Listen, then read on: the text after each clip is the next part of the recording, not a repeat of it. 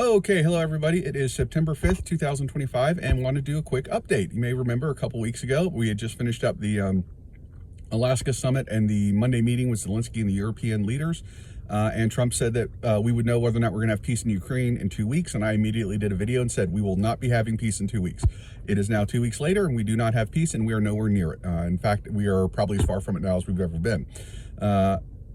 You may, in case anyone's wondering, okay, Dems, well, how'd you know this? Did you just get lucky? No, I didn't. Nor am I Nostradamus. I know it because the Russians have literally been going all over the globe for months now, telling everybody who will listen they absolutely will not be doing peace in Ukraine. The only time they say anything different is when Vladimir Putin talks directly to Trump. He says, oh, yeah, we're going to do the peace. Oh, you're right about everything. You're so great. You're so amazing. You're so right about everything. Gets off phone, goes right back to the war. You have to remember, Donald Trump insists on being lied to. He does not want anyone to tell him the truth. Scheinbaum of Mexico was the first one to figure out the strategy. She got him on the phone right after he announced his first set of tariffs way back in like February and promised him all kinds of things, said he was right about everything. He was brilliant, got off the phone, promptly ignored everything she said. But it worked. He did the rollback of the tariffs. And I think that rollback is, the pause. I believe that pause is still in place to this day. She's had a couple other phone calls with him since then. She does the same thing every time. Oh my God, Donald, you're just amazing. You're so incredible. You're right about everything. You're so smart. You're the best ever.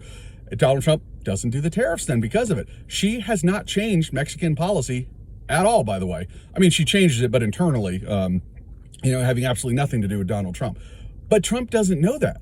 As far as Trump's concerned, she said very nice things. By the way, notice how often he uses the phrase says very nice things about me, or some very similar equivalent.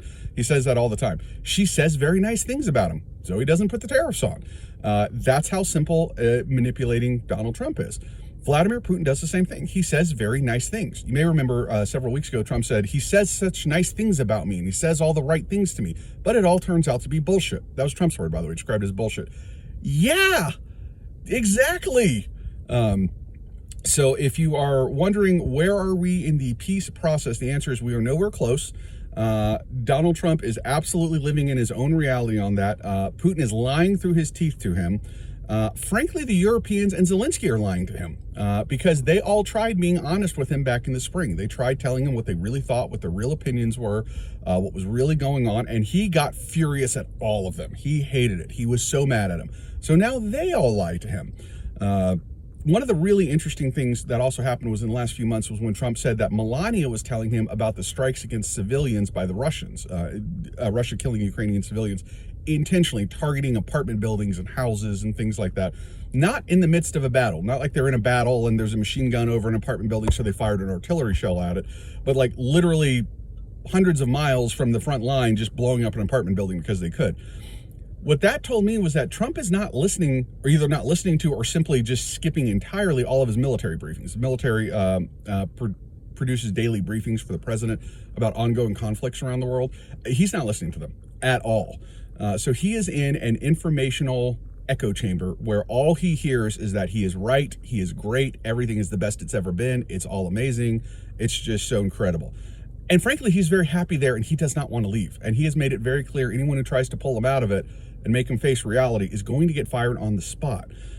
So if you're wondering, is Trump going to achieve peace in Ukraine anytime soon? Probably not. Now, does that mean peace in Ukraine is impossible? Absolutely not. In fact, it's inevitable. All wars eventually end. Sooner or later, no matter how long it takes, eventually it ends. How it ends is very much the question, and why it ends. My opinion, and I want to state this is an opinion, is that we will see peace in Ukraine sometime between November of this year and through late March, early April of next year. The reason for that is the Russian economy is in meltdown mode right now. You may remember last spring I was saying that Putin might consider a ceasefire because he needed to cool off his economy to save it from a meltdown. He did not do that. The meltdown has started. It's going to take a few more months before it really gets going, but it started. I don't know how tight the informational bubble is around Putin. I really don't have a good sense of that. So I don't know if Putin knows that or not. I'm sure he has at least some idea of it. Putin does seem to want to have at least some accurate information. Trump does not want accurate information at all. Putin at least likes it at least somewhat. He may like it more than that. I'm not sure. The other thing is that Russian manpower shortages, equipment shortages, ammunition shortages are all getting very, very severe at the front line. Russia's capacity to make war on a large scale is clearly in decline. Now, we may very much find ourselves in a battle of the bulge scenario where they take what units they've got left, they compile them all together and launch one big, everything we've got all out assault at some point on the Ukrainian line. That may very well happen. I don't know if the Russians have that capacity anymore. I'm not sure that they do or that they don't.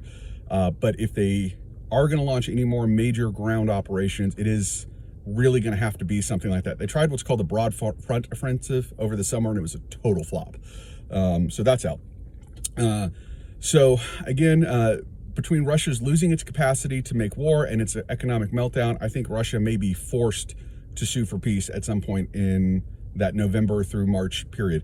If by mid to late April of next year, the war is still going, I would figure at that point, you can count on the war going at least until the winter of 2026.